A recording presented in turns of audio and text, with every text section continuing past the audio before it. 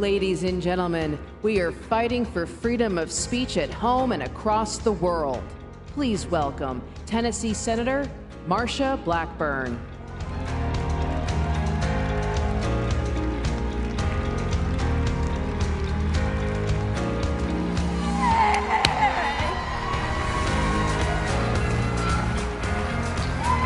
Well, hello there.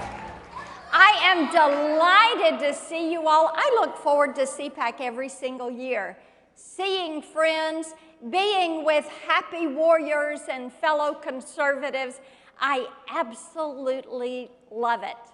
This year is no different, but I'm going to tell you something that is different this year.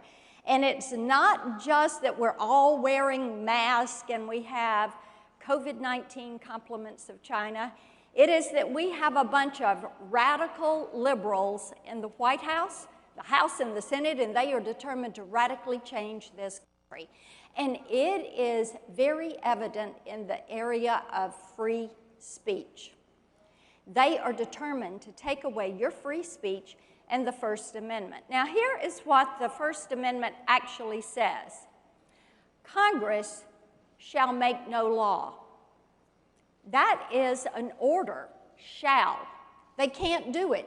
They cannot make a law respecting an establishment of religion or prohibiting the free exercise thereof, or abridging the freedom of speech or of the press, or the right of the people peaceably to assemble and to petition the government for the redress of grievances. First Amendment, most important amendment. If they take that one away, you can be certain they are going to come for your Second Amendment rights. And they're going to go right on down the line. This is the core of the cancel culture. Quite frankly, they want to shut you up, take away your ability to talk to others, and cancel you. Now, I bet if I ask for a show of hands, how many of you have lived with being blocked or shadow banned or throttled or censored? I see a lot of hands going up. You know, we all lived through it in this election, didn't we?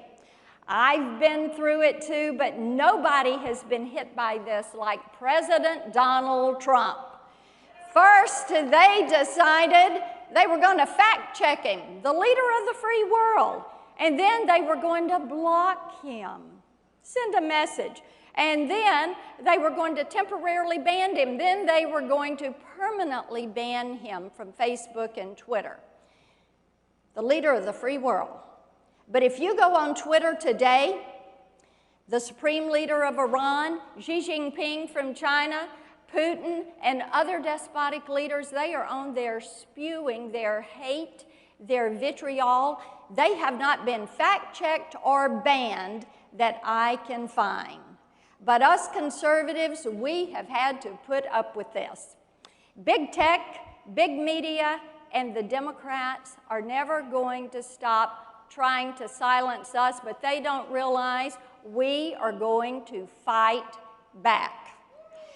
And even though Mark Zuckerberg says that Facebook works more like a government than a company, they think these guys, they all think they're the gods of the Silicon Valley or the masters of the virtual universe.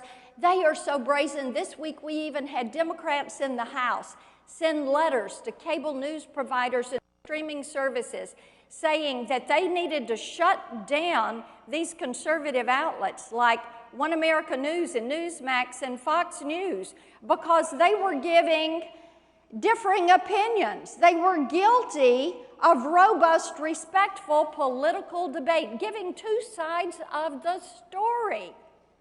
So they wanted to shut them down. See, they are pressuring media outlets to cancel conservatives. But I don't think you all are going to let them do this, are you? I think not. And I have to tell you, this is more than content moderation, which is what big tech likes to say they're doing. Just making certain people are polite. This is about controlling what you see, hear, and say, thereby what you think and how you vote. The left is telling you to submit or they will cancel you. Conform or they will cancel you. Sounds a lot like Communist China, doesn't it? The Chinese Communist Party during COVID, they locked people in their apartments, cut off their communication with others, wouldn't let them travel around China, but you could go anywhere else in the world. China carrying out human rights violations against the Hong Kong freedom fighters, Tibet, Taiwan. They've got the Uyghurs in slave encampments, internment centers. Look at what they do with the economy to American innovators. They rob, replicate, replace. They steal your intellectual property. They create it themselves, and then they replace you in the marketplace, taking millions of American jobs. They're trying to steal the minds of our children and our college students with Confucius Institutes and classrooms. This is why we have to keep blocking Huawei, which is the spy network for big tech. They're trying to build a virtual you online. Thank goodness President Donald Trump understood China. He understood this, and he was standing up for the United States because China is trying to cancel the United States of America. China and big tech, they have a cozy relationship. And they have been allowing the Chinese Communist Party to spew all of their information. I can't find anywhere that they've been censored or blocked or banned. Big tech is aiding and abetting the Chinese Communist Party in their push for global dominance. And we are going to have to stand against it. So the question is, what are we going to do about it? And my question to you is, are you all ready to fight back against big tech, against big media, against censorship? Are you ready for the fight? All right, that's great. What we have is the Virtual You Protection Agenda. Let's start with online privacy. Big tech, this is what we will say to big tech. You cannot track, follow, listen, data mine, or share your information with a third party without getting your explicit consent. It is your privacy. When it comes to Section 230, and you've heard a lot about Section 230, haven't you? When it comes to censorship, they cannot come in and remove you, remove or block you or throttle you without telling you explicitly why. And to big tech, we say, we're going to take away from you these Section 230 provisions, and we're going to save them for little tech, the new entrants in the marketplace, so that we have choice and options. Dealing with China means we have to bring our manufacturing back to the United States of America. We have to continue to support what President Trump was doing to hold China to account. We have to end these Confucius Institutes so that they cannot steal the minds of our college students and spread their soft propaganda. We have to continue to block Huawei. Thank goodness President Trump did that. And make certain that their spyware is not getting into your electronics and networks. And on the First Amendment that is the most important amendment, it is we, the people, that are going to have to stand up and tell big tech and big media that enough is enough. We are going to have to tell them we will not stand for them to cancel conservatives. We will not stand for them shutting us down on social media.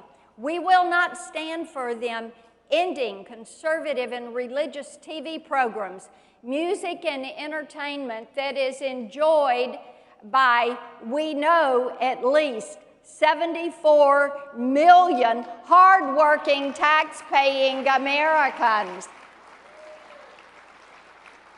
So, it is going to be up to us to stand up for that First Amendment, to make the point that we, the people, treasure that right to worship as we please. We treasure that right to speak our mind and have an opinion. We treasure the ability to meet, to peaceably assemble, like we are doing here today. And we treasure our right to petition our government. And on that I will say, Nancy Pelosi, let's get the fencing and the wire down and away from the U.S. Capitol. You know, it is important that we have robust, respectful political debate. But in order to keep this in this country, in order for us to have the ability to defend the Constitution, to defend our rights, to vote for the candidate of our choice, it is imperative that we continue the work that we in the U.S. Senate started with President Donald Trump, and that we stand up to China, that we stand up to big tech, and that we continue to protect the Constitution and all of our Bill of Rights. Are you with me? Are you ready to go to work? All right, let's go fight to make certain we protect the Bill of Rights. Stand up for freedom. Thank you all. God bless you.